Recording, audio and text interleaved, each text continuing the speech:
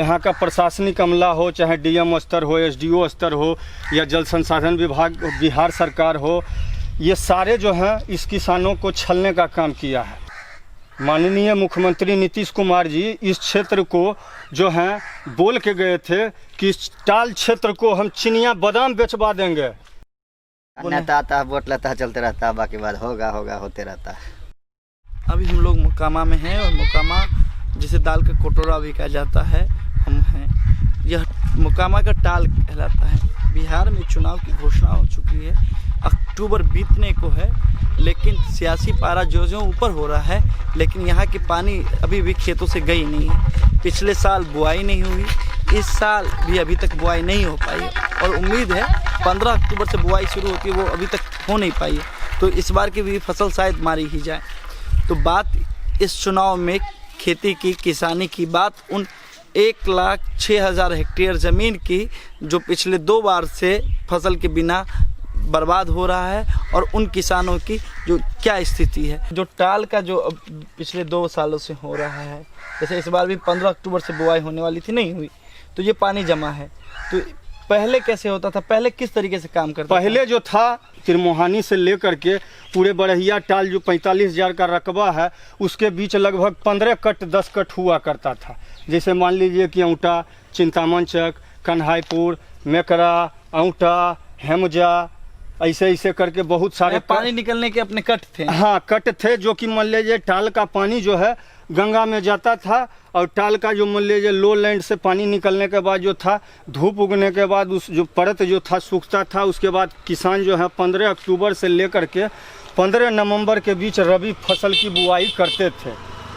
और इस बार तो 15 अक्टूबर से बीत गया है, अभी भी पानी लगा हुआ है जो हम देख अभी सर आप देख सकते हैं, ये जो मान लीजिए इलाका है, ये पूरा मोकामा टाल क्षेत्र का इलाका है, जिसे मल्लिक कोठी भी कहा जाता है। एक ज़माने में इसे चना का कोठी भी कहा जाता था। आप उसकी वस्तुतः स्थिति देख सकते हैं। सरकार के गलत नीतियों के कारण जो है यहाँ पे जो है देख सकते हैं पूरा पानी भरा हुआ है। पानी जमने के कारण जो है यहाँ की सरकार जो है कुंभकर्ण की अवस्था में सोई हुई है। टाल की जो भौगोलिक स्थिति है वो क्या है?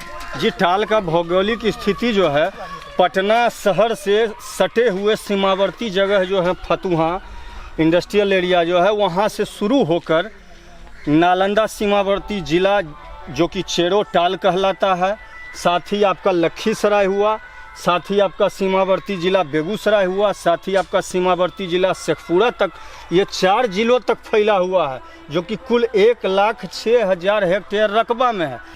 2 बार से जैसे फसल नहीं हुई है, तो किसानों में जो रोष है या उनकी आर्थिक स्थिति तो एकदम डाउन डोल हो गई होगी। एकदम सर, आर्थिक स्थिति का मत पूछिए।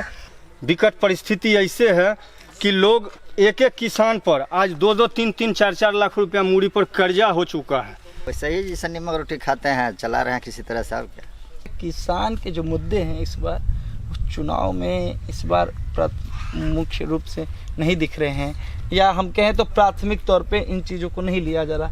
तो कितने किसान इससे प्रभावित हैं? लगभग 600 से 1000 किसान जो है इससे मान लीजिए पूरा प्रभावित हैं, और लाखों परिवार एक परिवार में, क्योंकि 4 से 5 आदमी 6 आदमी रहते हैं, उस हिसाब से जो है लाखों परिवार जो हैं इससे प्रभावित हैं विगत 3 वर्षों से। बोर्ड का चुनाव हो गया, इलेक्शन हो गया, उसके बाद वो कान मूंदते हैं, चल देते हैं।